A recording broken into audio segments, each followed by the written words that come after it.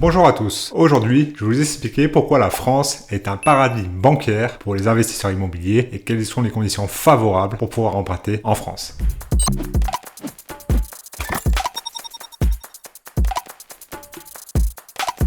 Le premier point non négligeable est l'apport personnel. En France, il est possible d'emprunter sans apport ou avec peu d'apport. Dans d'autres pays européens par exemple, même aux États-Unis, il faudra mettre peut-être 20% d'apport, 30% d'apport minimum, ce qui pourrait être un frein pour beaucoup de primo-accédants ou des personnes ayant peu d'épargne. La durée du crédit. En France, nous pouvons obtenir des durées de crédit longues de 20 à 25 ans en moyenne, voire même 30 ans dans certains cas bien particuliers, ce qui permet de diminuer les mensualités, de pouvoir être à l'équilibre ou générer du cash flow et par la suite pouvoir éventuellement enchaîner les investissements. Les taux d'intérêt fixes. En effet, en France, nous empruntons à taux d'intérêt fixe, donc le taux d'intérêt sera figé dans le temps, on n'aura pas de surprise à la hausse et ça permet vraiment d'avoir une stratégie sur le long terme. Les taux d'intérêt sont aussi relativement bas, ils évoluent dans le temps à la hausse ou à la baisse, mais sont relativement bas, par exemple par rapport à certains pays d'Amérique latine où on peut tout de suite atteindre 7% d'intérêt, du 8%, du 9%, voire plus. Donc en France, nous avons des taux d'intérêt assez intéressants malgré les évolutions du marché. La possibilité de renégocier son crédit, voire même de se faire racheter son crédit par notre banque. En effet, par exemple, si vous avez un taux d'intérêt à 3,5% et que les taux dans le futur baissaient à 2%, vous pourriez éventuellement renégocier avec votre banque pour pouvoir faire baisser la mensualité ou, si elle ne le souhaite pas, vous faire racheter votre crédit par une autre banque pour faire baisser la mensualité. C'est vraiment une opportunité qui est incroyable puisque finalement nous avons à la fois un taux fixe, mais nous pouvons le renégocier à la baisse. La relative facilité d'obtenir un crédit immobilier, que ce soit pour une résidence principale ou